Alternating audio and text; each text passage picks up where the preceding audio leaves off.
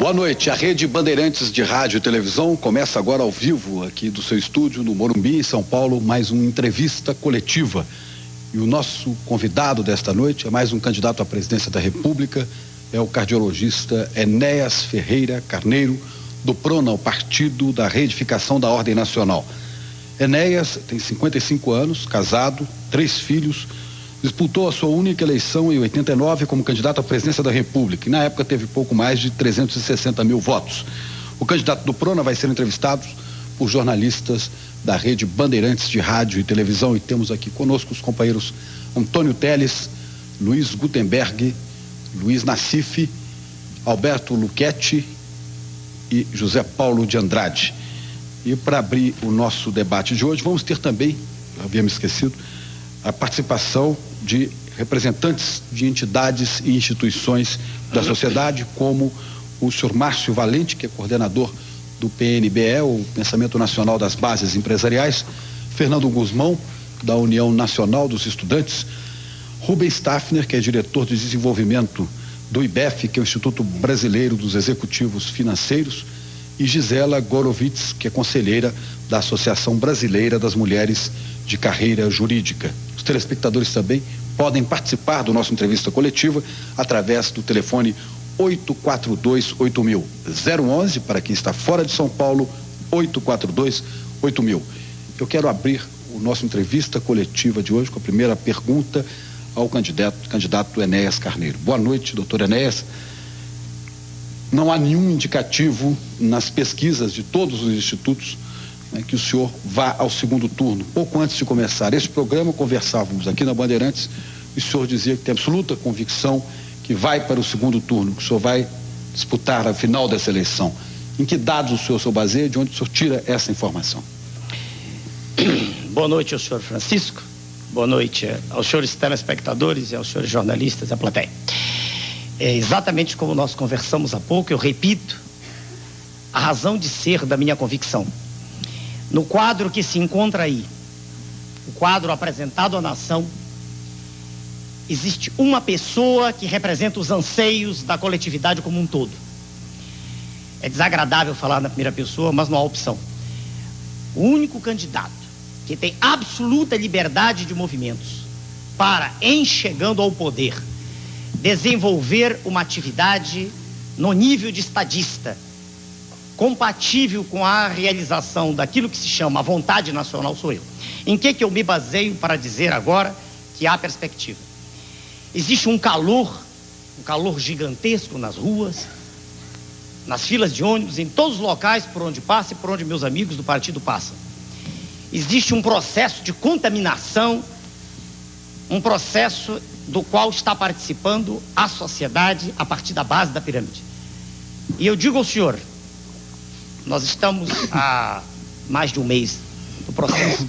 Há exemplos já extremamente contundentes de eleições que se decidiram nos últimos momentos.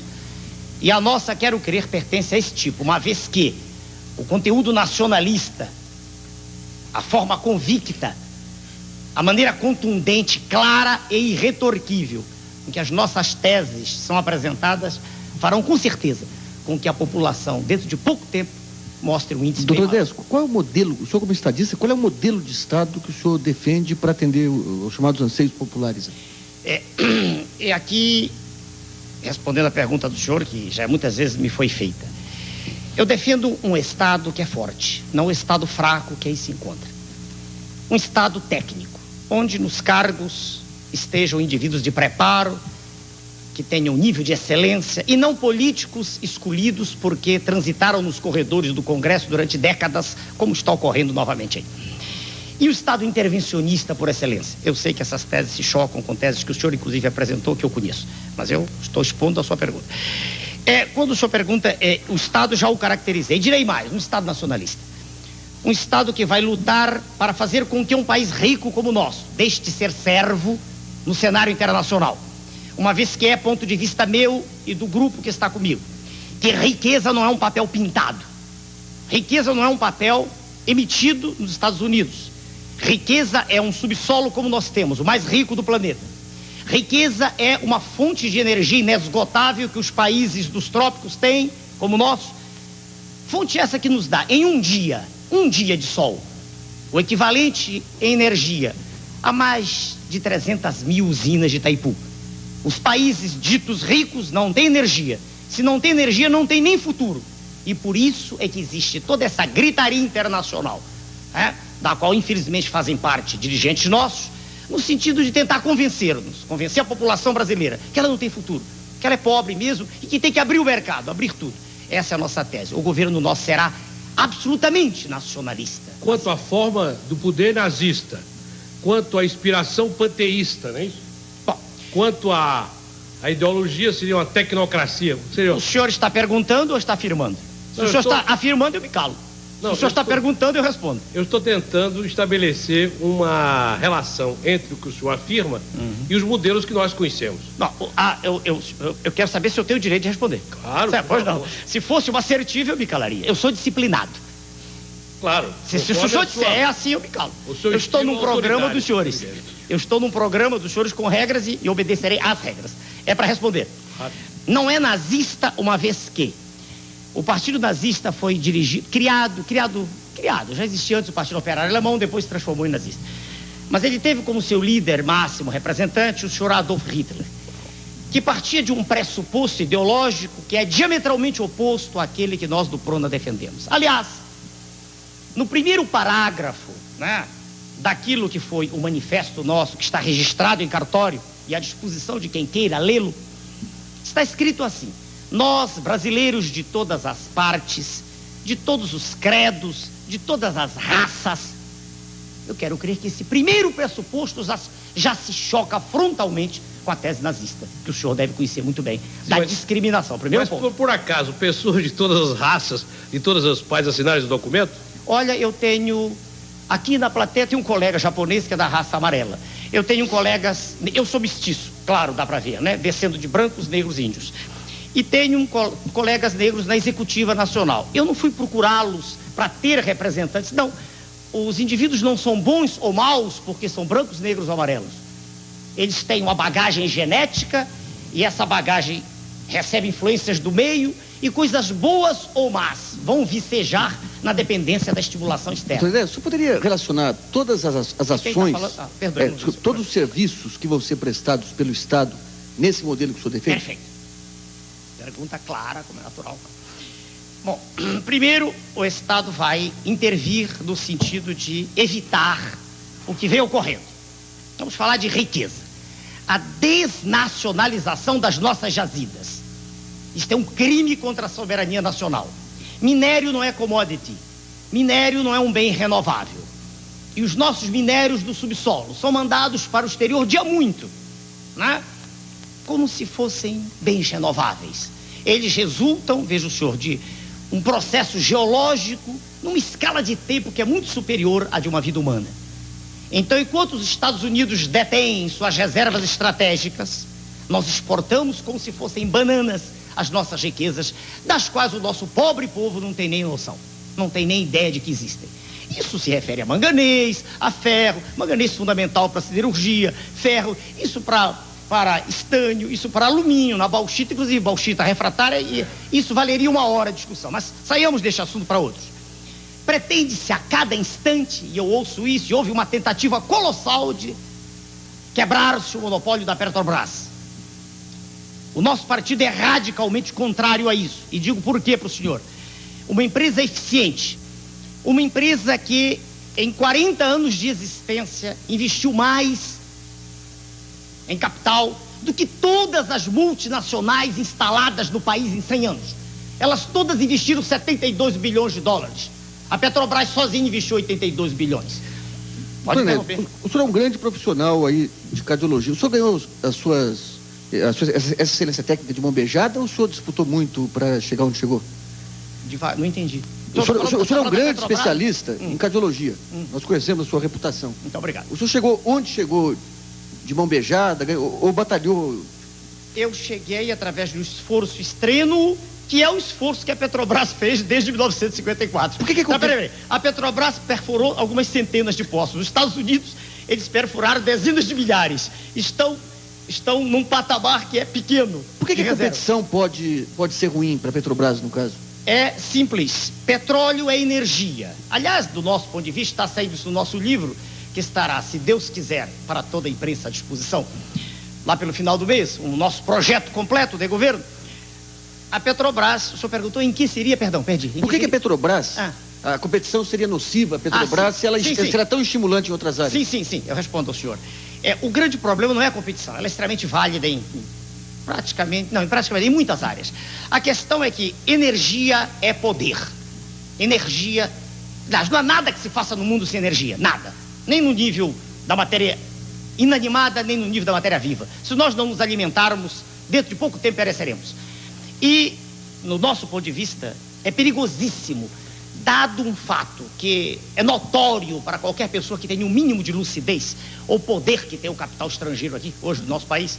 É perigoso, do nosso ponto de vista, que se quebre o monopólio, no sentido de que atrás de capital nacional, quer dizer, como existem de mineradoras, quer dizer, como o ICOME, por exemplo, um nome nacional, mas atrás venha um potencial gigantesco, né, de países do primeiro mundo, do G7, e que nos tire aquilo que nos dá soberania. Nesse sentido apenas, nesse momento em que nós dizemos que não faz sentido, do nosso ponto de vista, que se abra o monopólio. Mas deixa eu só entender Entendi perfeitamente, senhor.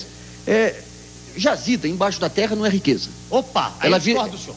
Ela vira riqueza quando é trabalhada, quando se vende, quando se trabalha, quando se utiliza na siderurgia, embaixo da terra. Como é que o senhor pretende, no caso aí, segurando as jazidas, como é que o senhor pretende fazer uma exploração? De que capital que o senhor acha que o Brasil pode dispor para fazer uma exploração? Qual seria a exploração racional dessas jazidas?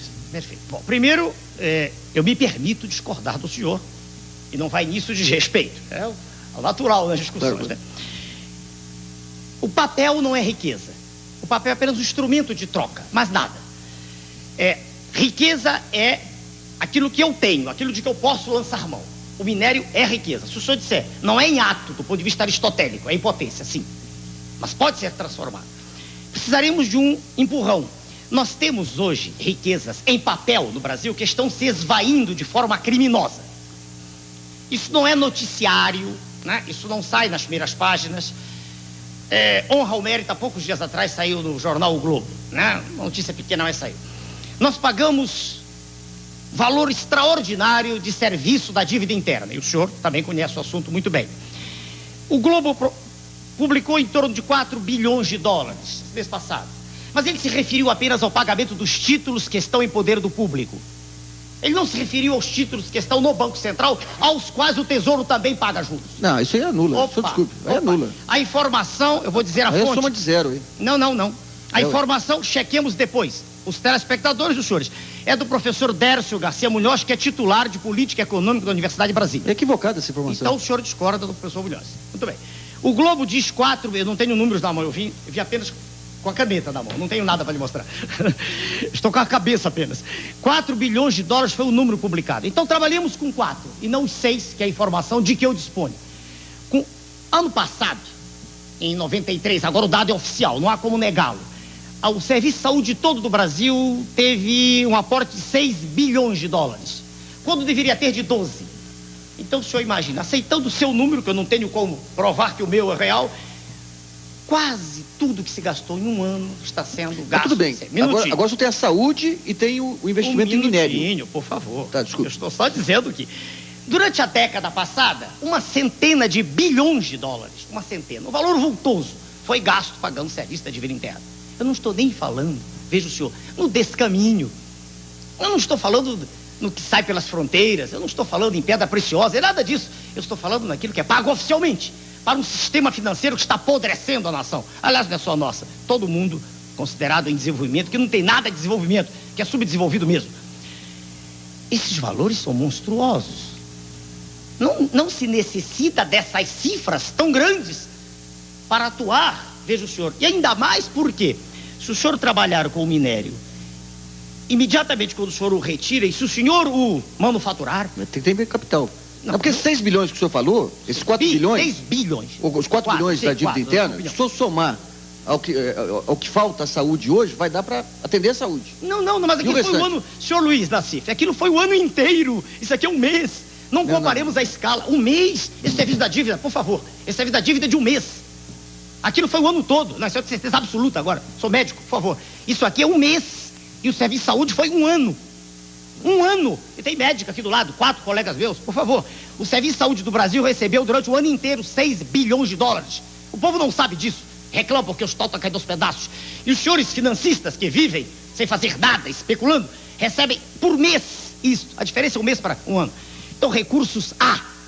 Como daqui a pouco falaremos da Previdência, recursos há de sobra. O que existe é toda uma farsa apresentada à nação, de modo ignominioso, dizendo que não há recursos. Eles existem, eles aí estão, dependem apenas de vontade de usá-los. Pois não? O doutor Márcio Valente, do Pensamento Nacional das Bases Empresariais, um empresário, tem uma pergunta para o senhor. Pois não. Doutor Enéas, na eventualidade da sua vitória nas próximas eleições, eu gostaria de saber o que iria mudar na vida das empresas. Elas pagariam mais impostos, pagariam menos impostos? Como é que elas conviveriam com os encargos sociais? Elas seriam parceiras do desenvolvimento no governo Enéas ou seriam vítimas? Excelente pergunta. No nosso projeto, que está ainda no computador, ainda não está na impressora. Embora nós estejamos a um mês da eleição. Não quer dizer nada. Isso não quer dizer nada. Se o senhor me perguntar o esforço que foi feito, porque nós não temos a máquina do governo trabalhando para nós, o esforço gigantesco que foi feito, o senhor entenderia que é prazo recorde isso ir para a população um mês antes. Ainda mais porque, se o senhor me perdoe, se o senhor me perdoa, né? Todo o que está escrito no livro que eu estou dizendo aqui, no nosso partido não existe a contradição tão comum no meio político de dizer-se uma coisa hoje e amanhã o oposto, na dependência de um vice-presidente que entra ou que sai. Por favor, eu não quero que os senhores me amem, mas pelo menos respeitem um trabalho sério que está sendo desenvolvido. O senhor está um mês de modo irônico. Um mês é tempo de sobra para quem não é imbecil para entender teses. Agora, se o sujeito precisa de um ano para entender uma tese, ele deve dosar urina, porque ele deve ter oligofrenia fenilpirúvica.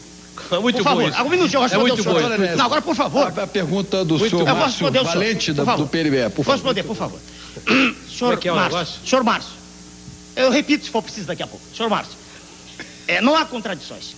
Empresa é fundamental, quando se fala em economia de mercado. O Prona não é socialista, ponto. Não tem essa posição dúbia, ambígua, de se dizer, quando interessa, a favor da iniciativa privada. Quando interessa, não. O Prona é a favor da iniciativa privada, ponto. Primeira etapa, respondido. Claro, e quando eu digo isso, digo de modo irretorquível, irrefragável.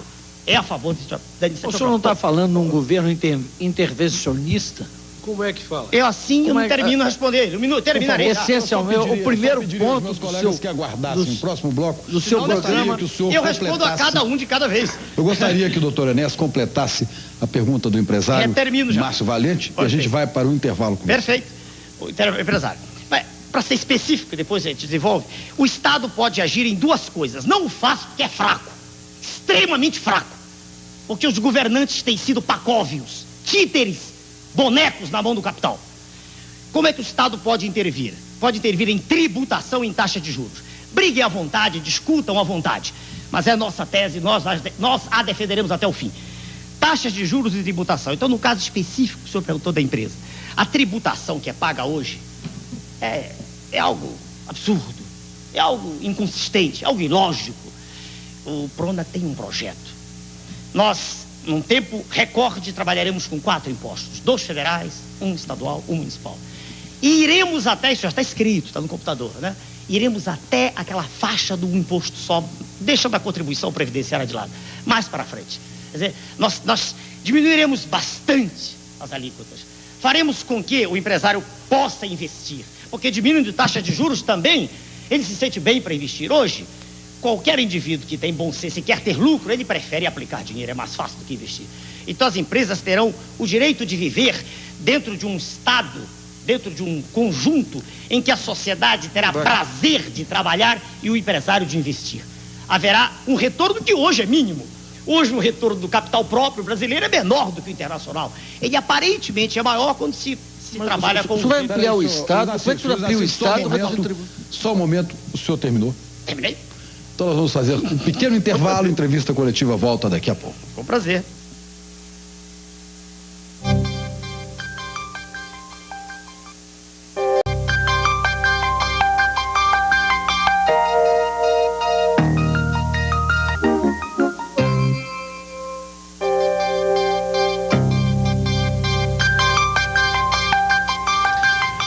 Rede Bandeirantes de Rádio e Televisão em entrevista coletiva, e hoje o nosso entrevistado é o candidato Enéas Carneiro do Prona, candidato à presidência da República. Eu tenho duas perguntas aqui de telespectadores, doutor Enéas. Um vem de Guarulhos e outro de São Paulo, Nelson Oliveira e Adnan Abbas. Eu vou juntar as duas porque, de certa maneira, elas têm um ponto em comum. O senhor eleito, pergunta o senhor Nelson, fechará o Congresso? E o senhor Adnan Abbas pergunta se o senhor não se considera um verdadeiro ditador. O segundo nome não gravei? Senhor Nelson, o segundo? Nelson Oliveira pergunta se o senhor vai fechar o Congresso uma vez eleito. E o segundo? E o senhor Adnan Abbas pergunta se o senhor não se considera um verdadeiro ditador. Para os senhores, cadê a câmera para lá agora? Para os telespectadores. Para os senhores telespectadores, muito obrigado pela pergunta. Para o senhor Nelson, resposta clara: fechar o Congresso não, é desnecessário. O Congresso é inepto, não há nenhuma necessidade de fechá-lo. Diante de uma vontade forte, de aço, diante da determinação inequívoca de mudar os destinos da nação, coisa que não há muito tempo, diante de uma palavra que não tenha compromissos com grupos alienígenas, diante de uma determinação de fazer com que, de fato, exista uma vontade nacional a favor de toda a sociedade, o Congresso naturalmente seguirá o seu caminho, que é o de defender também a sociedade. Para os segundos, não gravei o nome, é complicado. Adir. Adir, né? O senhor me perguntou se eu me considero ditador. A palavra exige que se faça uma análise do seu conteúdo semântico. Eu sou uma pessoa de determinação. Eu tenho convicção no que eu digo. Eu não sou um homem que vive titubeando.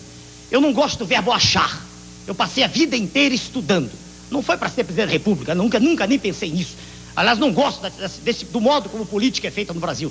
Não gosto dessa maneira mentirosa, hipócrita, né? Não gosto disso. Eu quero ser estadista. Então, se o senhor perguntar se eu me sinto um ditador, é difícil responder. Eu sou disciplinado. Quer dizer, quando eu chego num lugar, eu pergunto quais são as regras, e eu obedeço às regras. Então, quando nós estivermos no poder, haverá regras claras. Claras. Regras apoiadas na lei. E a lei será cumprida. Não tenha dúvida, senhor quanto a isso. Senhor Enéas, aqui. Senhor Enéas. Roberto Luquete, da Rádio Bandeirantes. O senhor fala que... O senhor respondeu a pergunta que não é ditador, não se considera um ditador. Não sei bem o que é isso. Mas eu queria fazer uma pergunta para o senhor, que é o seguinte. Quando o senhor fala no seu partido... Luquete. Meu nome é Luquete. Quando o senhor fala no seu partido, o senhor não se considera no seu partido o que o Brizola é no PDT, o dono do partido? Não, senhor. Não, resposta clara também, não. Posso explicar por que não? Pode. Não, perguntei. Você pode... Não, fica à vontade. Pois não. Senhor Luquete, veja bem, quando eu fundei o partido, eu fiz apoiado em ex-alunos meus, médicos, que acreditaram no manifesto. E depois ele foi crescendo. Foi natural. Quantas pessoas são filiadas ao seu partido? Não sei. Não tem pra mim... Não sei por quê, porque são poucas ou porque são muitas? Não, nem porque são poucas, nem muitas, é porque eu perdi o controle disso. Eu teria que a cada instante estar ligando para cada regional. Quanto usar isso? Não tem a menor importância para mim. Eu cortei... Posso responder daqui a pouco, para terminar? Daqui a pouco. Isso não tem importância para mim. Partido político no nosso país não tem a menor importância. Eu vou dizer aquilo que o senhor perguntou em off agora. Se não um partido chamado PMDB, gigantesco dentro do Congresso, dentro das câmaras, na rua não existe. Na rua não existe. Se eu perguntar para qualquer cidadão sair à rua, sair de dentro do nosso estúdio aqui, perguntar, ninguém acredita. Então não tem importância nenhuma ser grande dentro do Congresso e ser pequeno fora. Muito bem, agora para o senhor Luquete. Luquete, é porque é uma pessoa chamada Luquezzi, é um professor de cardiologia. Eu sou Luquete. Luquete, já sei. Perdoe ter confundido. Senhor Luquete, não, eu digo que eu não sou dono, não. Por algumas razões. Primeira, porque eu não sou dono de nada, nem do meu corpo. Ele pertence ao universo, daqui a pouco eu vou embora. Nem da minha alma, que também não é minha, é do Criador. Então eu não sou dono de coisa nenhuma. Nem da minha mulher, porque ela é livre. Não sou dono de nada. Nem do meu pensamento, porque de quando em quando aparecem coisas que eu não sei como aparecem no meu pensamento. Claro? Não, então eu não sou dono. Não, para ser claro, senhor, fui obrigado a rir um pouquinho, que nós saímos de política, que a política me dá raiva, eu falo com indignação pelo que eles fazem com o Brasil. Mas fui obrigado a rir um instante. Veja, senhor, não, então eu não sou dono. Agora, se o senhor perguntar, colegas mais próximos do grupo de executiva, me conhecem bem, eles me conhecem bem e dizem assim, olha, isso aqui está errado. Aí eu digo, convença-me, entende? Eu tenho uma tese. E o jeito mostra para mim, com argumentos, veja bem, lógicos, eu recuo instantaneamente, senhor Luquete, instantaneamente. E tenho prova na plateia disso. Vou dar um exemplo aqui. Abertura para o Pacífico, um exemplo. Todo mundo fala nisso, né? Todo mundo fala, é interessante abrir para o Pacífico, abrir aquele corredor ali através do Acre, né? E aí eu tenho no partido um elemento extraordinário, infelizmente não pôde estar hoje aqui, o almirante Roberto Gomes Silva, conhecedor profundo de geopolítica, com quem aprendo muito no convívio. Existe respeito recíproco, como deve existir entre as pessoas, e ele me mostrou que isso não é tão importante assim, não. Ninguém está falando nisso, eu sei, só para dar... Então eu ouço. Agora, se eu vejo o menor interesse, veja o senhor, de alguém tirar proveito próprio, aí, perdoe, eu sou radical, não aceito. O partido, a meu ver, ele deveria se estruturar pensando na nação, pensando em nós, nos nossos filhos, pensando na sociedade como um todo. Não devia ser de um grupo, não devia ser partido assim como uma parte da sociedade, não. Ele devia ser um pensamento. O pensamento pode estar certo ou errado, não tem nada com isso, mas um pensamento defendido e harmonia entre os indivíduos daquele partido, para que não haja essa colcha de retalhos que a gente vê hoje. Doutor Enéas, o senhor, o seu partido tem um nome, para quem não sabe, o partido, o PRONA, tem o nome de Partido da Reedificação da Ordem Nacional. O senhor é mensageiro dessa nova ordem? Inteligentemente. De alguma nova ordem? Inteligentemente, o nome do senhor é? Antônio Teles. Senhor Antônio, perdoe-me, eu não gravei. O senhor Antônio Teles inteligentemente lança para um grupo dos telespectadores que conhece bem história a seguinte tese: Nova Ordem é o nome do Império Nazista, né? Exatamente. Voltou a tese. E Nova Ordem também é o que pretende um grupo hegemônico do mundo, que tem também uma nova ordem. Não. Mas não é reedificação da ordem, então é uma nova ordem. Se o senhor quiser que a gente fique discutindo questões dessa natureza, quer dizer, do vernáculo, quando eu quis dizer reedificar, não é nada novo, é trazer o que já existia. Posso explicar? Reedificar é edificar de novo, é trazer a escola pública que já existiu, a escola séria, a escola onde o professor era respeitado, o professor ensinava e o aluno aprendia, e não esse faz de conta de hoje, em que não há compromisso. O professor diz: não, nós estamos aqui para debater, e sentam-se em torno de uma mesa e todos debatem. Bom, eu entendo debate sobre um tema quando o grupo que ali está entende do tema, mas o papel do professor, principalmente da escola básica, é ensinar, é transmitir conhecimento e também formar. Informar e formar. O debate é a posteriori. Então, o que eu quero é reedificar, é trazer de volta a escola que já existiu, é trazer de volta o hospital público que já existiu. Não precisa ser um hospital grande, a unidade de saúde pequenininha, o posto de saúde, onde hoje só se toma vacina e só se faz tratamento tuberculose. Então o senhor está propondo uma ordem antiga. Isso, a volta. Agora falamos a mesma língua. Então não há nova ordem. Esqueçamos esta expressão porque ela é ruim para os tímpanos. Ela quer fazer crer ao telespectador uma associação que me desagrada. Ela não existe. Quando me comparam a um ditador apenas porque eu sou uma pessoa que é contundente quando fala, que acredita no que diz e que não está preocupado com o que vai dizer agora, porque na dependência do que disse ontem, eu não gosto da comparação. Entende? Quer dizer, nada de nova ordem. É aquilo que já houve. É o respeito ao cidadão. É a construção da cidadania. É o valor de civismo. É a bandeira, é o hino nacional. Pronto, falei de novo. Doutor Enéas, Fernando Guzmão, da União Nacional dos Estudantes, tem uma pergunta para o doutor Enéas. Pois não, senhor Fernando. Doutor Enéas, minha pergunta diz respeito a um tema que o senhor estava abordando, que é a educação. Pois não. E a preocupação da grande maioria dos estudantes. Sem dúvida nenhuma, o ensino público ele foi sucateado nos últimos anos, diminuíram essas vagas, as verbas foram cortadas, professores mal pagos que deixaram inclusive de ensinar, e isso paralelamente aconteceu com a ampliação do ensino privado. A escola particular, houve uma inversão de prioridades, a escola particular se ampliou. E hoje deixou de ser uma opção, passando a ser uma imposição.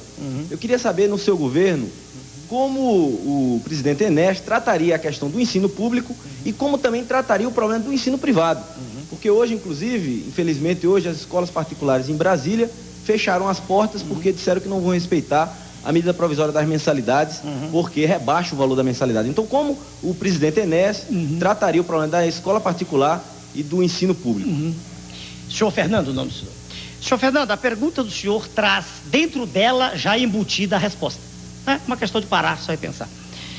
Se eu disse que pretendo trazer, eu e o grupo que está comigo, se nós pretendemos trazer de volta o que já existiu, é evidente, é axiomático, é inconteste, é inconcurso, que a escola pública vai ter nível de excelência. O nosso professor do curso primário, porque hoje é primeiro grau, esse amálgama em que se misturaram a problemática da criança e do pré-adolescente, foi tudo misturado, esse primeiro grau, nesse monstrengo que é Estado educacional, isso vai acabar. Vai voltar a haver a separação, como era no passado, primário, bonitinho, e o ginásio. Dê o nome que quiser isso, os nomes não têm importância, mas vai ser separado conosco. Estará publicado aqui. Aliás, há uma conferência de educação agora para a qual eu também fui convidado por força da lei, senão não teria sido, claro. Né? Claro. Então, veja bem, vai voltar essa escola sendo de excelência, como a escola que eu tive, onde aprendi a falar e escrever corretamente. E vai ser assim, porque vai ser feita uma cruzada cívica a favor da língua nacional também, de respeito ao vernáculo. Nessa escola onde o professor vai ser bem pago. E há recursos também para isso. Não me venham com essa história que não há recursos de novo. Né? Há recursos de sobra. O professor vai ser obrigado a ser reciclado. Deputados não vão para o exterior com vantagens diárias de algumas centenas, $500 dia, para passear no exterior, não aprender nada, né? Porque não se pode investir em professor de modo contundente e exigindo dele o cumprimento. Então a escola vai ter nível de excelência, veja, a primária, a básica. Com isso, o governo não tem o direito, veja o senhor, de fechar a escola particular, não. Senão estaria havendo uma contradição com a primeira tese, que nós respeitamos a iniciativa privada.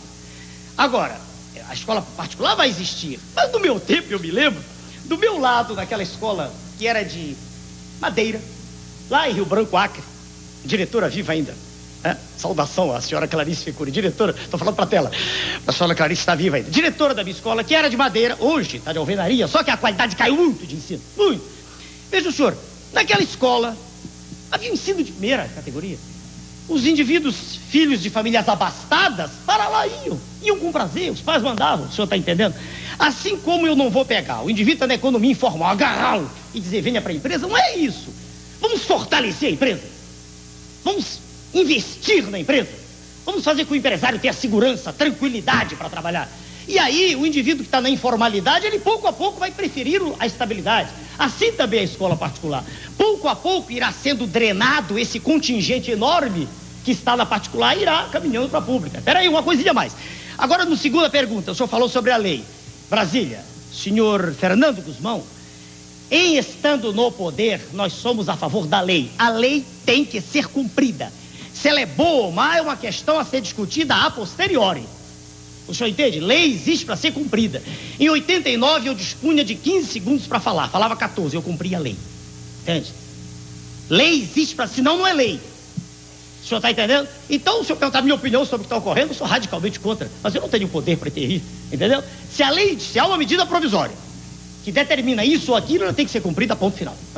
Mas o que eu perguntei é o seguinte, qual o tratamento que o senhor daria? Porque a escola particular hoje, pelo quadro do ensino público, ela na verdade é uma escola obrigatória.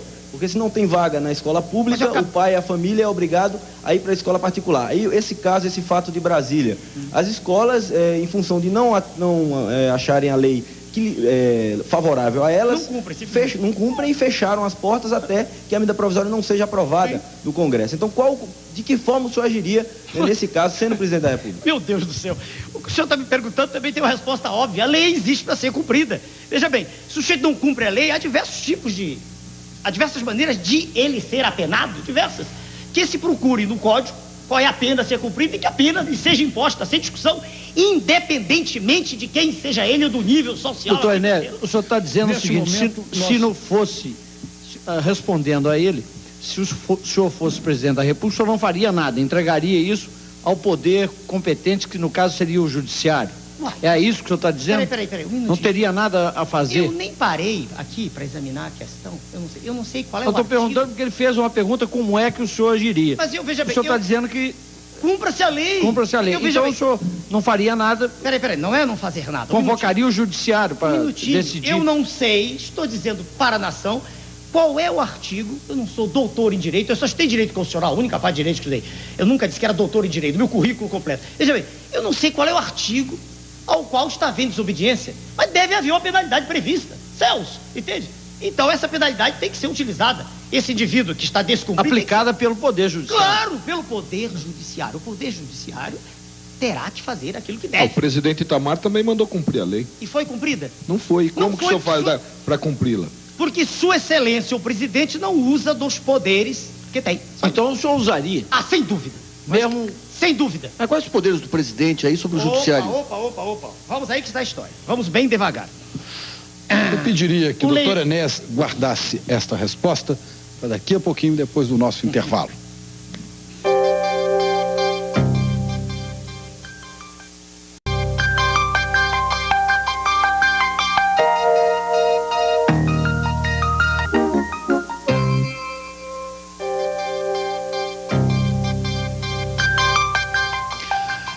A Rede Bandeirantes de Rádio e Televisão está em entrevista coletiva. E o nosso entrevistado desta noite é o candidato à presidência da República pelo PRONA, o Partido da Reedificação da Ordem Nacional, o doutor Enéas Carneiro.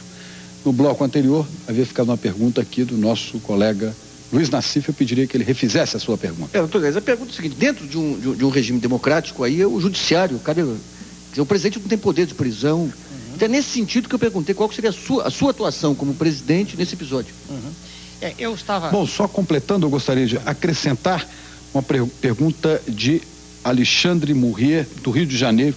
De que modo o senhor acredita que o seu partido poderá combater de modo eficiente os oligopólios que dominam a economia brasileira, uma vez que cabe ao Poder Judiciário a competência de punir empresários desonestos e coisas do tipo? Okay. Acho que junta-se ali a pergunta do Luiz Nassif. O senhor Luiz Nassif primeiro. Senhor Nassif, veja bem, a tese que nós vimos defendendo há muito tempo é a seguinte: tudo funciona numa sociedade à base de exemplo, né? Isso a gente vê numa escola, a gente vê numa empresa, a gente vê numa família e pode ver numa nação que, por excelência como a nossa, e constitucionalmente mostrou que era no plebiscito, é presidencialista. Eu quero crer, não tenho como provar isso, que diante de um exemplo forte, esse exemplo vai se transmitindo à nação. Essa é a tese que eu tenho. Eu sei que o presidente não pode ele sair prendendo, não existe isso, é o judiciário que tem que fazer.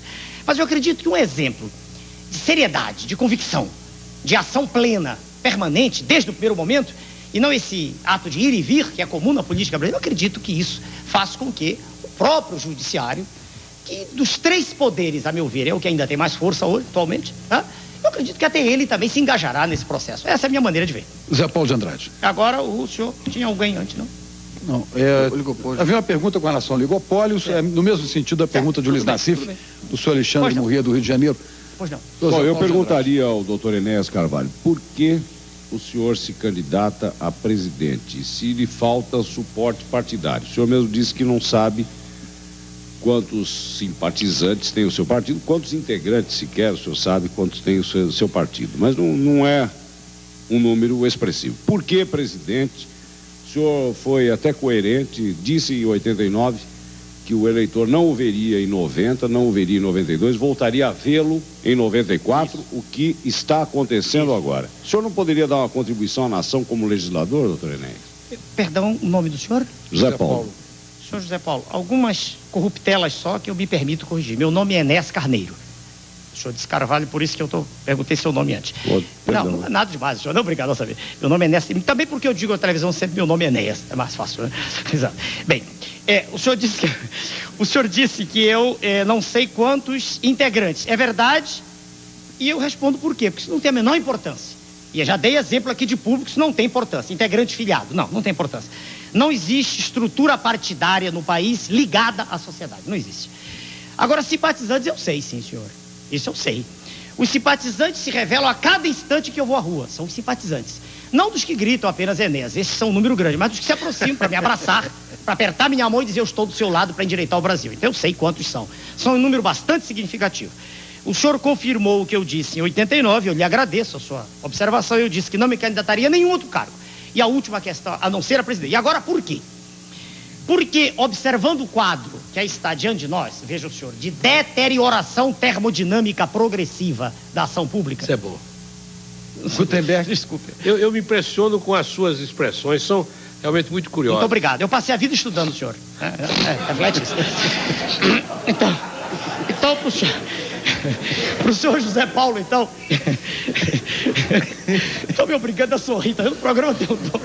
O senhor não está com problema de labirintite, não, não, doutor? Senhor, não. Hein, doutor Enéas? Não, nenhum. Não, porque fala daqui, o senhor olha para lá. Não, eu olho para cá, para que ri dali também. Tem problema de labirintite, eu conheço. Então, a natureza me deu um dom esse de fazer com que haja um ambiente descontraído, as pessoas riam, isso me agrada. Isso é um dom do Criador, né? Veja bem, eu não gosto é quando se mistura isso com as teses que eu defendo.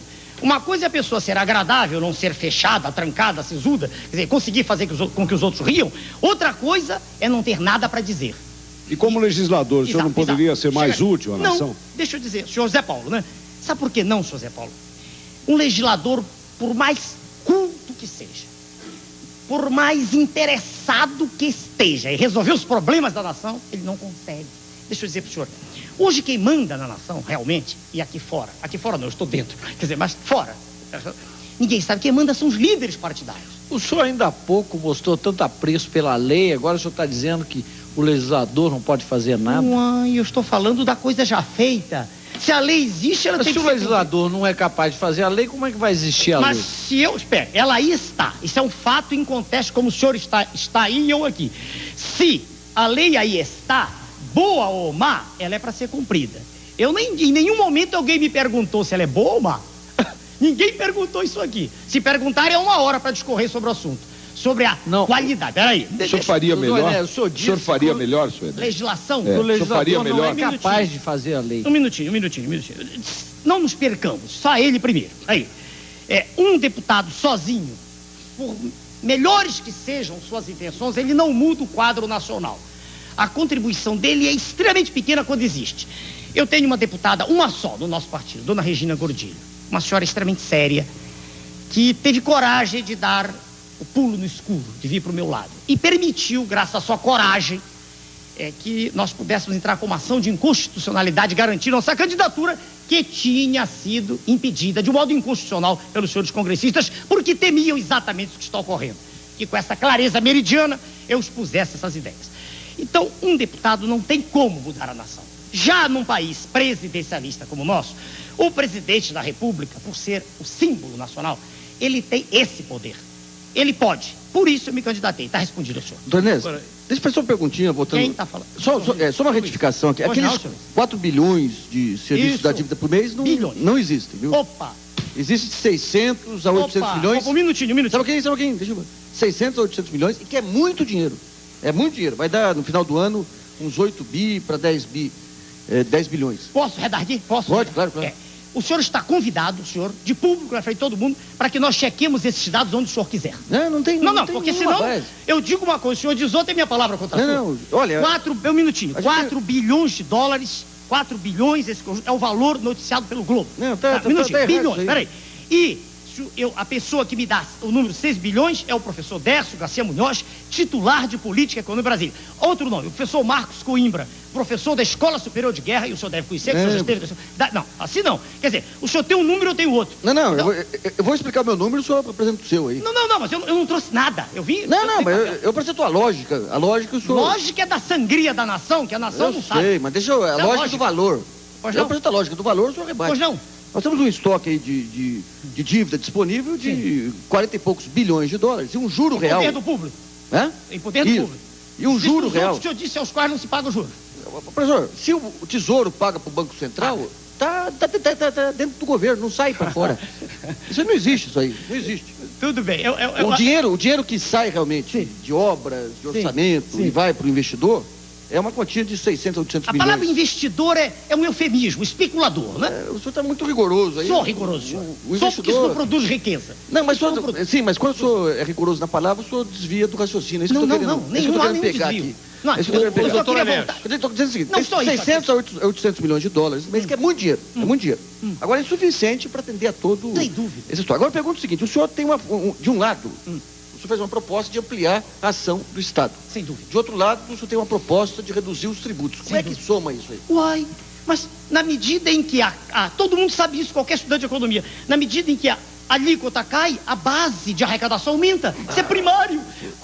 Professor, primário. Quanto mais imposto o senhor cobra, mais o indivíduo sonega. Então, nesse limite, se o senhor acabar com todos os impostos, vai arrecadar o infinito. Não. Ainda bem que a sua lógica não chegou a isso. O que o senhor está falando é é um sofisma. Claro, sofisma. mas claro, estou chegando no seu monte de areia do qual eu tiro um grão. Você tem limite para baixar e para ter um resultado. Não, mas é perfeitamente possível chegar-se a uma alíquota. A ideia do imposto único, que é a ideia muito bonita. Muito bonita. Contra ela está todo o sistema. Quanto que o senhor acha que o senhor pode arrecadar reduzindo? Quanto que o senhor vai reduzir de alíquota e quanto que o senhor acha? Vamos pegar qual o estudo matemático que o senhor fez? Vamos pegar o imposto único que aí está. 0,25%. Em abril, a arrecadação foi de 150, mais ou menos, números redondos, milhões de dólares. 0,25, se o senhor multiplicar por 8, o senhor tem 4, que é a proposta do professor Marcos Sintra. 4%. Mas o senhor está indo contra a sua lógica. O senhor aumenta a alíquota e aumenta o tributo. Não, o senhor disse que tem que diminuir a alíquota para aumentar a arrecadação. Um minutinho, senhor. A sua lógica complicou. O senhor normalmente pensa depressa, mas agora foi mais devagar. Um minutinho. 0,25 é o que está aí. A ideia do imposto único é 4%, não é 0,25%. Ué, mas o senhor mesmo disse que quando aumenta impostos, reduz a arrecadação. Por favor, mas ele substituirá todos os outros, senhor. Mas o senhor está falando meu. Que isso? A sua lógica não está batendo. Não, está certo. O senhor que não está acompanhando. O IPMF foi mais uma sordidez que o governo fez contra todos, contra até as empresas. E todo mundo que emite cheque. O IPMF foi um imposto a mais. Eu estou falando do único no qual se baseou a tese espúria do IPMF. Então, no imposto único, proposta bela do professor Marcos Sintra, com toda a controvérsia que possa existir, ele pressupõe 4%. 12 de quem emite, 12 de quem retira. Isso representa 8 vezes o que existe hoje. Só uma perguntinha. Primeiro, não é 4, é 1 de quem... É 1 de cada lado. Meu Deus do céu, eu tenho o livro dele. O segundo é o seguinte, professor, deixa eu perguntar uma coisa. Espera aí, o senhor discorda de mim, nós não temos... Eu tenho o livro dele. Eu pediria só... Assim não dá. Eu perguntar uma coisa, senhor. Concluísse o seu raciocínio, há outras perguntas aqui, a pergunta também do auditório, senão nós vamos terminar nunca. Deixa eu fazer uma perguntinha em relação a isso. Não, mas não, chama. Quanto ainda agora ele negou um dado que eu tenho. Os juros internacionais, professor, hoje estão na faixa aí, moeda forte. Pequena.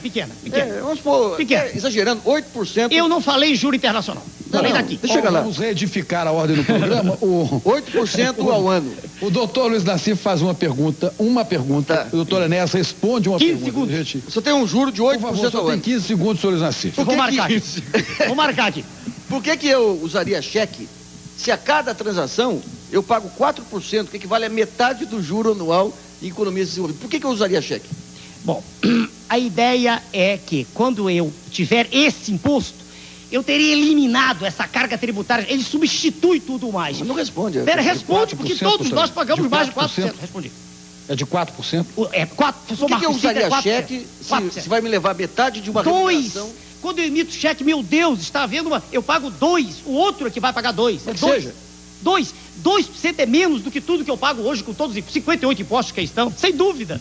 Precisamos os dois sentarmos e lermos o livro. Doutor Enéas, o senhor tem na sua biografia, o senhor tem uma vida interessante, normal. Obrigado. Quer dizer, o senhor foi um bom aluno da escola, o senhor... Excelente aluno, professor. Excelente aluno, diz a sua diretora. O senhor foi um sargento, né? Primeiro lugar de turma também. O sargento. O senhor disciplinado. Depois tornou-se médico, é um cardiologista respeitável, que dá cursos de pós-graduação, né? Com grande sucesso em São Paulo, no Rio, etc. E forma turmas especialistas de eletrocardiograma e tal. Tudo bem. Por que o senhor, para fazer política, tem que dar um salto? O senhor não cumpre um programa normal, o senhor não organiza um partido, o senhor não vai no Congresso. Organizar? Mas eu tenho registro definido. Desculpa, interrompi. Por que o senhor não faz uma bancada? Por que o senhor não avança progressivamente rumo ao poder? Será que o senhor quer ganhar pela excentricidade, pelo exotismo, por essa insolência com que o senhor faz a sua propaganda? O senhor não acha que é perigoso expor-se uma pessoa séria, com a vida profissional respeitável que o senhor tem, a uma espécie de brincadeira? Porque, na verdade, nós somos analistas de política e não conseguimos enxergar esse otimismo do senhor. Aparentemente, pelo menos, o senhor não tem a menor chance de se eleger. Pergunta, o senhor está demorando. Pois é. Tempo aqui. Não tinha essa certeza. Como é que o senhor... Por que o senhor não faz? O senhor tem 15 segundos. Por que o senhor não faz? Já passou muito mais, eu quero o direito de resposta. Agora ele tem mais 15. Por que o senhor não faz? O caminho normal. O caminho normal de chegar ao poder. Aqui doeu as regras. É isso aí. Ok, eu quero saber que tempo eu tenho, senhor Francisco. O senhor tem o tempo necessário à resposta, por favor. Beleza. Que resposta inteligente. Por favor, responda. Eu não gravei, eu estou escrevendo aqui o primeiro, eu quero gravar seu nome mesmo. Luiz Gutenberg. Senhor Luiz. Senhor Luiz, primeiro sobre organizar. Organizar um partido já foi feito. Ele tem registro definitivo. Aliás... Mas isso é parte formal. Ué? Olha, as descrições das suas assembleias no seu consultório são risíveis. Peraí, são risível que a imprensa pessoas. fala. Peraí. Ah, não, o senhor já falou, agora é minha vez, por favor. O senhor me dá o direito? Minha vez. O senhor tem o direito. Senão eu não o interrompi. Veja bem. Eu pediria que o senhor fosse sucinto quando costuma ser. Só isso. Mas você pode falar. Peço um pouco mais do que os 15 segundos, Sim. dado o fato de Confio no seu bom senso, Muito doutor obrigado. Enéas. Tê-lo-ei. Organizar é cumprir a lei, eu o fiz. Ter bancada não significa nada. Senão o partido que tem maior bancada seria respeitado na rua e é ridicularizado. Resposta 1. Insolência, não. Eu tenho apenas contundência. Eu o trato com todo respeito. Em nenhum momento houve de minha parte nenhum ataque verbal. Apenas existe contundência, convicção de quem fala. Por que eu não faço o caminho normal? Porque se ser normal é pertencer a uma manada de búfalos, muito obrigado, eu não pertenço. Eu não quero estar fazendo o que todos fizeram, ir e vir. O presidente da República vai, volta é senador. O outro é governador, volta vereador. O outro é isso não é carreira. Carreira é soldado, cabo, sargento, até... Eu nunca vi um almirante voltar a ser sargento. Carreira é a carreira militar, é eclesiástica, etc. O que existe no meio político é um processo cínico, sórdido, de estar sempre no poder. Qualquer cargo serve. Um minutinho. Último, quando o senhor disse que os senhores são analistas de política, é um direito que os senhores têm de pensar que eu não tenho chance nenhuma. Um direito que os senhores têm. E o direito que eu tenho, ninguém me tira de acreditar no processo. Eu não estou falando para os senhores são apenas o meio através do qual eu falo para a massa. O que me interessa é conquistar, não os senhores, com todo respeito, é a população. Eu quero ter o direito, e eu o adquiri organizando o partido, de falar para a população, para que ela saiba que eu a represento. O senhor fala... Um minutinho, eu estou falando. Quanto ao que se fala de ver chance, senhor, há pessoas que só veem o que lhe mostram. Eu peço desculpas. Vamos lá. Muito bem. O senhor concluiu? Perfeitamente. O senhor Rubens Staffner, diretor do desenvolvimento do Instituto Brasileiro dos Executivos Financeiros, faz uma pergunta para o senhor do nosso auditório. Senhor Rubens? Doutor Enéas. Onde está? Pois não, senhor. A minha pergunta é relativa à função do Banco Central. O mercado financeiro representa uma parcela importante da economia nacional, onde participam todos os segmentos da sociedade. E é necessário que esse mercado tenha tranquilidade suficiente e não fique sujeito às oscilações políticas. Bom, como é que o senhor entende a atuação do Banco Central? Como é que o senhor vê um Banco Central independente? Bom, esta também é pergunta de Gilberto Souza, do Rio de Janeiro, que nos telefonou no 842-8000. Qual a posição de Enéas em relação às atuações do Banco Central, do Banco do Brasil também, acrescentando, e da Caixa Econômica Federal? Perfeito. Para o senhor Rubens, com todo o respeito à sua pergunta, como toda pergunta merece, nós temos no PRONA posição clara e inequívoca quanto a isso. O senhor disse, em sua alocução, que o sistema financeiro precisa ter tranquilidade. Concordo. Mas eu discordo de que o sistema financeiro deva ser o segmento da nação mais privilegiado. Eu entendo o sistema financeiro como um dos elementos, não como o mais importante. Nós vivemos hoje, os países ditos em desenvolvimento, uma ditadura financeira. Ditadura pura do capital. E do pior que é do capital improdutivo. E eu respondo ao senhor, é nossa posição com a qual ninguém é obrigado a concordar. Nós pensamos assim, se o Banco Central for independente, vamos fazer eleição para eleger o presidente do Banco Central. Não vamos eleger o presidente da República. No nosso modelo, é nosso, ninguém é obrigado a aceitá-lo. No nosso modelo, o Banco Central estará afinado com a política da presidência da República. Pode haver um órgão intermediário, isso é irrelevante, mas estará afinado. Essa é a nossa resposta. Nós vamos fazer um pequeno intervalo, entrevista coletiva, volta daqui a pouco. Até já.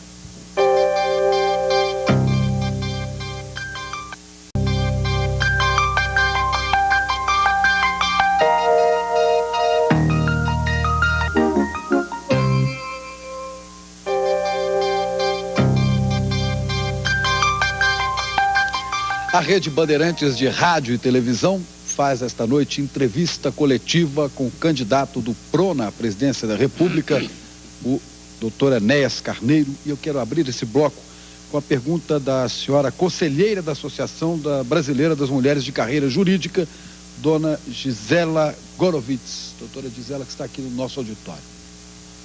Doutor Enéas, com os temas reforma agrária, escalada da miséria, o senhor armaria uma equação? Doutora, no nosso projeto nós imaginamos o termo reforma agrária, a expressão reforma agrária, como algo de muita controvérsia. Nós pensamos numa reordenação do espaço agrícola. A propósito, Luiz Dutra, de Três Lagoas, Mato Grosso do Sul, telefonou perguntando qual a política agrária do Imaginamos a divisão que já existe do homem do campo que quer produzir em dois grandes grupos. Aquele que quer produzir e já tem um certo nível de capacitação técnica, quer dizer, que já tem algum preparo e quer ser um empresário, e que não precisa do Estado a não ser como intermediador, uma espécie de bolsa de terras. E um segundo grupo mais numeroso, este sim que necessita de apoio específico no sentido de assentamento. Nós vemos o assentamento como algo factível, inclusive com desapropriação, mas com o Estado pagando o valor, quer dizer, o Estado adquirindo o endividamento. Será uma obra de cunho eminentemente social, sem que se espere com isso o aumento de produção. O segundo grupo, sim. O aumento de produção, do nosso ponto de vista, pode ser obtido utilizando os recursos que aí estão. Se nós compararmos as áreas agricultáveis daqui do nosso país com o do NAFTA, por exemplo, proporcionalmente, nós não temos por que temer. A nossa safra tão decantada de 76, 80 milhões de toneladas, ela passa a ser até insignificante. Nós acreditamos que o homem assentado deva ter assistência médica, as potencialidades dele devem ser estimuladas não só no sentido do trabalho agrário, como também outras aptidões que ele possa ter. É um projeto bem grande, né? O senhor falou em assistência médica, então, que é a sua especialidade. Eu gostaria de saber, então, assistência médica, pública ou privada, pública e privada. Qual seria a opção? A tese é a mesma que foi aduzida no início para a escola pública. O hospital público, ele não é do pobre, ele é do cidadão. Quando um cidadão comum, cai na rua desacordado, se ele tem se ele cai e ainda está consciente, ele pode, se tiver dinheiro, ele chama até o helicóptero. Mas se ele está desacordado, se ele cai desacordado, pobre ou rico, ele vai para o hospital público. O hospital público é o direito de todos. Então, da mesma maneira, o Estado vai intervir, vai fazer com que o sistema de saúde volte a ser o que Você acha que o médico tem que ser um assalariado, doutor Inés? Sem dúvida, como qualquer outro. Por que não?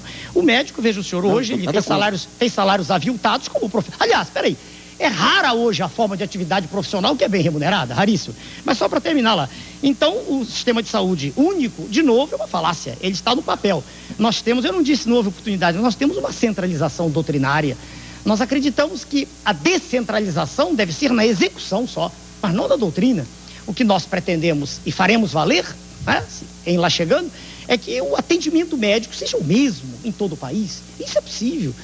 Isso é perfeitamente factível, desde que exista, de novo, vontade, determinação. Eu quero lembrar que, ao responder essa pergunta, o doutor Enéas respondeu também o doutor Arthur Ungarete Júnior, de Santo André, e Cleonice Alves de Freitas, de São Paulo, médicos perguntaram a respeito da questão médica. Doutor, e sobre agricultura, a Mirko Gianotti, do Mato Grosso, que perguntou sobre a agricultura doutor também. Enéas, embarcando nessa, talvez, na nossa opinião, ficção, é um direito seu.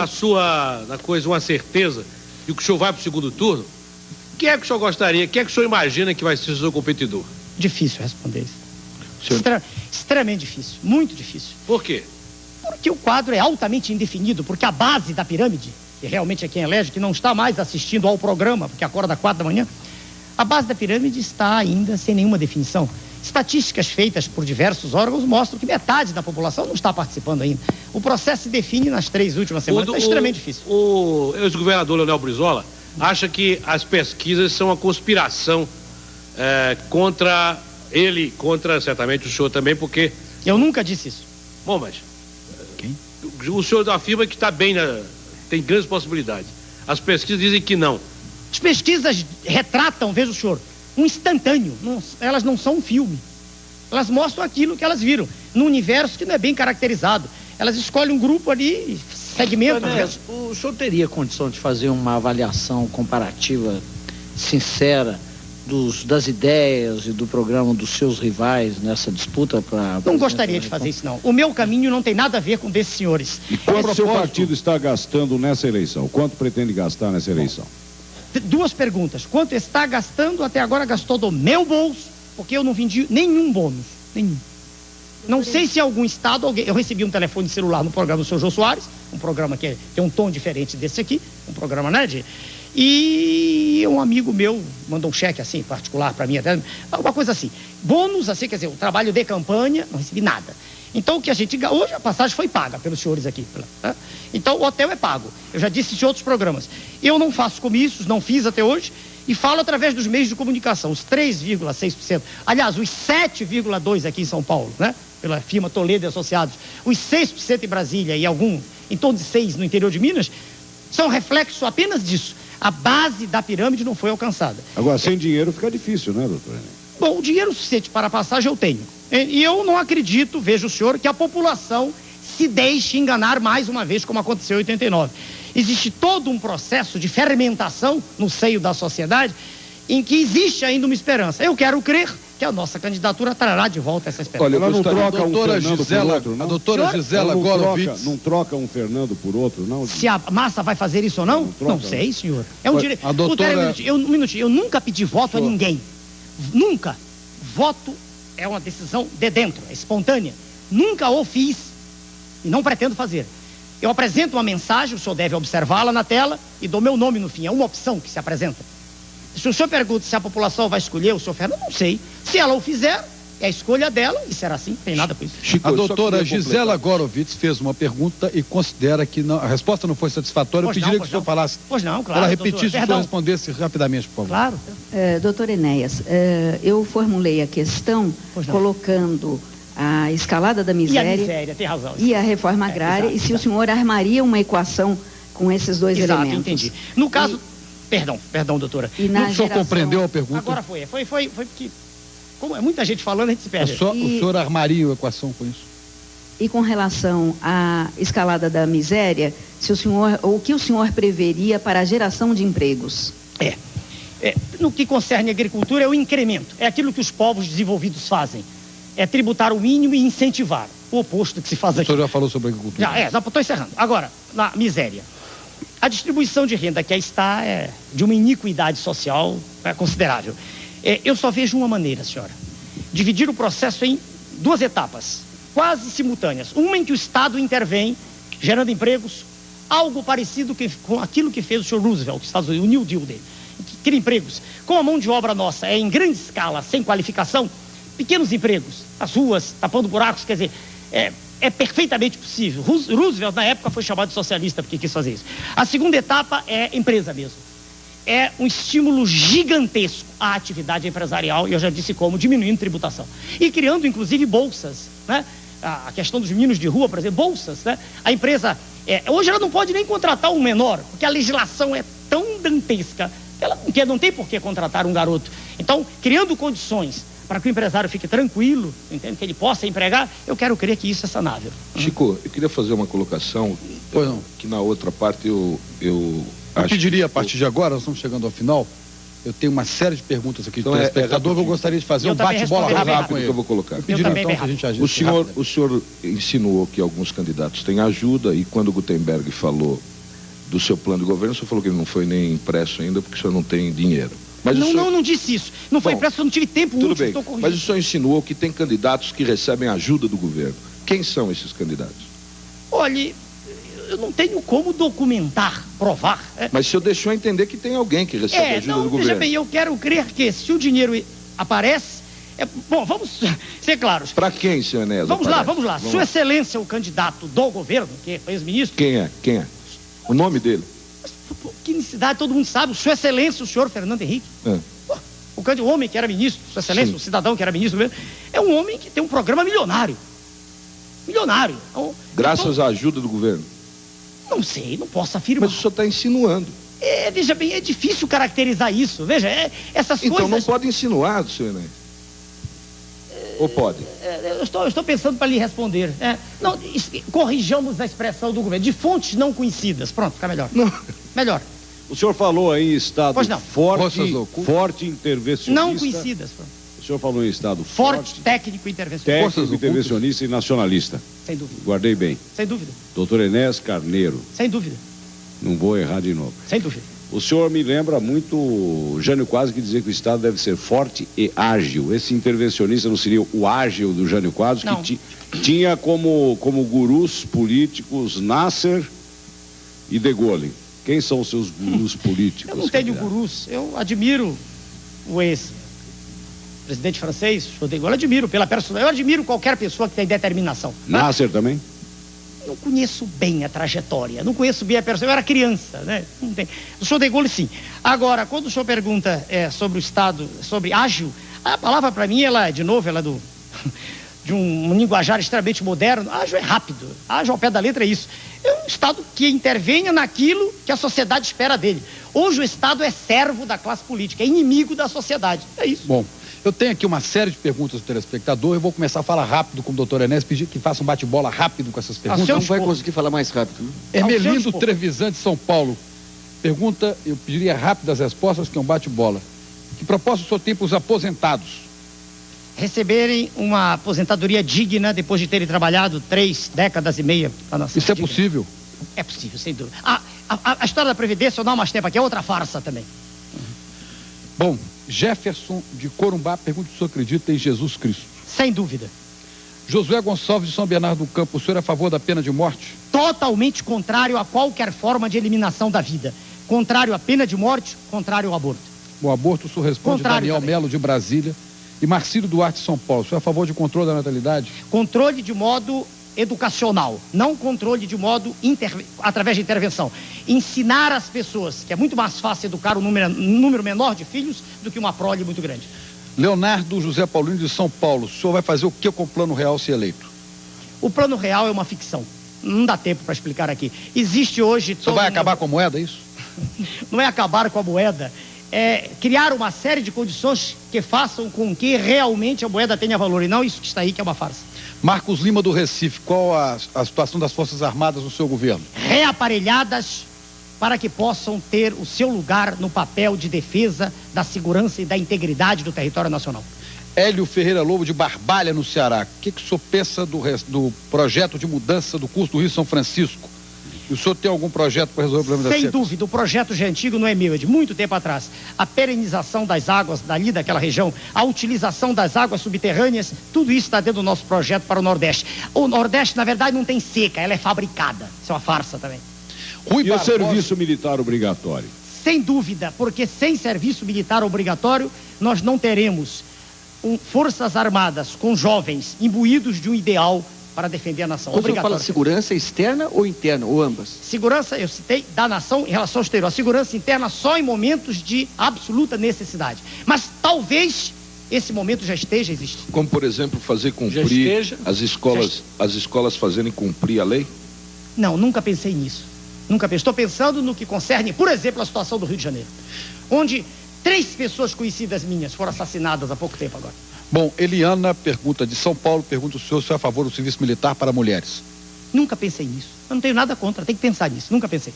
Rui Barbosa da Bahia, mas Rui é de Barbosa Itabuna. nasceu no dia 5 de novembro, o senhor Rui Barbosa. Bom, esse é de Itabuna. Pensei que era o senhor Rui Barbosa. Não, eu estou dizendo que Rui Barbosa de Itabuna, na Bahia, esse está vivo, e não é o Rui Barbosa da história. Pergunta como o senhor combateria a corrupção no Estado. Não, isso está respondido. Ação firme, enérgica, né? A Mauri de Almeida Campo Grande, o senhor já falou sobre distribuição de alimentos no Brasil, qual seria o projeto? O senhor falou nisso? Não. Quando falou da agricultura? Eu não gosto dessas coisas, eu não gosto de nada disso, não, desse processo de estar dando comida, isso não resolve nada. Tá? Claro que naquele momento em que o indivíduo está morrendo de fome, um prato de comida resolve, mas a médio prazo isso tudo é uma farsa. O que tem que ser feito é gerar emprego, o que tem que ser feito é investir na empresa, o que tem que ser feito é diminuir a tributação, o que tem que ser feito é diminuir a taxa de juros, o que tem que ser feito é privilegiar o capital produtivo em detrimento do capital especulativo. De que maneira o futuro presidente Enéas tratará da dívida externa? Até agora só os ministros da Fazenda e presidentes nunca tiveram coragem de tratar a dívida com dignidade. Ricardo Rissuti, um radialista de São Paulo. É muito difícil mexer no último acordo que foi feito agora. Esforços extremos serão desenvolvidos tentando melhorar o acordo, mas o acordo já foi fechado agora há pouco tempo.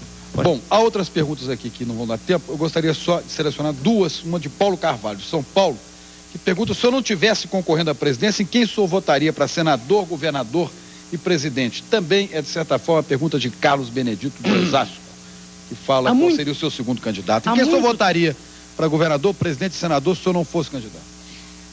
Agora o Prona lançou seus candidatos, mas há muito tempo atrás, movido de indignação absoluta com o que eu vejo na minha terra, a terra na qual eu nasci, e que vejo entregues baratas há muito tempo atrás, eu vinha anulando meu voto. Em quem o senhor votou a última vez, senhor Neto? Última vez foi no senhor Jânio Quadros. Última vez. Estava em 1960. Antes do regime militar, antes da ditadura. Quando ele foi candidato à presidência da República. Jânio Quadros foi antes, né? Ah, mas não foi para prefeito de São Paulo. 60. Não, prefeito de São Paulo não. Votei antes. 1960 para presidente. É, E o senhor ficou satisfeito com a performance dele? Não. É uma farsa também, não? Por isso que o senhor não votou. É uma farsa também, senhor? Minutinho, um de cada vez. Mas é uma farsa também? Um de cada vez. Eu votei no senhor Jânio Quadros, eu era um garoto e eu acreditei no que ele dizia. Foi uma farsa? Difícil responder. Muito difícil. Eu era um rapazola, não tinha as informações de que disponho hoje e fiquei triste com o resultado. Fiquei triste, inclusive, com a renúncia dele. Muito triste. Ele teve 6 milhões de votos e a renúncia, a meu ver, foi uma decepção. Foi isso. Mas ele falava um pouco parecido com o senhor. Um português ele era muito messiânico, além de falar esse preciosismo da língua, ele gostava... Falar corretamente, senhor, não é preciosismo. É dom de quem aprendeu a própria língua. Muito bem. O senhor está falando com o escritor Luiz Gutenberg. Eu peço desculpas. Não é Por favor. O senhor tenta ironizar minutinho. O senhor tenta ironizar uma conversa séria. Eu estou falando para uma população ávida de informações. Ávida de saber o que um candidato a presidente da República tem a fazer por ela. Então o senhor me perdoe. Quando o senhor ironiza, eu falo a linguagem. Repare que eu não preparo, não tenho nada. Tenho um papel em branco. Faltou falar, doutor Enéas, do menor. Quem está falando? Faltou falar do menor. Zé Paulo. Senhor Zé Paulo. O senhor defende o direito do menor ficar na rua? De jeito nenhum. Rua não é lugar de ninguém morar. Que seja consultado aqui nesse programa, Sua Excelência, o juiz de menores do Rio de Janeiro, e ele exporá com clareza, com muito mais propriedade e conhecimento de causa, a tese que é também hoje nossa do Prona. Rua não é lugar de menor. Aliás, de ninguém está dormindo. Eu estou satisfeito. Bom, Josué Machado, de São Paulo, pergunta como presidente da República que atitude o senhor tomaria com a situação que atualmente ocorre de violência no Rio de Janeiro. Acho que já foi respondido. E como o senhor se considera politicamente, ideologicamente, Pablo Vínias do Rio Grande do Sul? Difícil. Definir linha hoje de atuação política é muito difícil. Esquerda e direita se mesclam hoje. Da esquerda eu tenho a vontade de ter uma sociedade com direitos iguais, onde todos tenham os mesmos direitos. Isso é da esquerda. Isso está escrito em qualquer livro clássico. Então isso eu tenho da esquerda, a vontade de uma sociedade justa. Não tenho da esquerda a vontade de fazer regime socialista. Quer dizer, aquela destruição da iniciativa privada, não. Da direita eu gosto da ordem. Eu não gosto da desordem da esquerda, da baderna, das invasões, não gosto disso. Então há elementos de um lado e de outro. Se o senhor me perguntar, eu sou um nacionalista, convicto. Eu quero uma terra da qual nós nos orgulhemos. Eu quero uma terra que seja próspera para os nossos filhos, para os nossos netos. Eu quero uma terra que será, se Deus quiser, a maior nação do terceiro milênio. Eu quero uma terra que, já que detém tanta riqueza que o Criador lhe deu, ela seja realmente a terra. Se o senhor não realizar a sua expectativa de eleger-se em 94, o senhor voltará em 98? Não sei, senhor. Eu respondo sempre com clareza, não sei. O trabalho de 89 até aqui foi extremamente desgastante. Eu usei todo o tempo de que dispunha, entende? Eu gosto de estudar e nos últimos tempos tenho estudado apenas essas questões. Eu gosto de ciência, entende? O que eu vejo de falar de ciência política tem muito de política e muito pouco de ciência. Eu gosto de ciência. Se o senhor olhar meu currículo, eu passei a vida inteira estudando.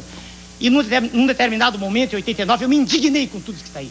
Com essa farsa que aí está. Essa mentira. Só um minutinho. Tá. O senhor está perguntando se vou candidatar de novo. Então, em 89, eu vi que tinha começado um processo gigantesco de conscientização da massa. Com 15 segundos apenas. Tanto que o partido obteve o registro definitivo. E aí eu registrei um documento em Brasília. Os senhores jornalistas sabem, foi citado com muita propriedade pelo colega dos senhores ali. O senhor Zé Paulo, né, o senhor?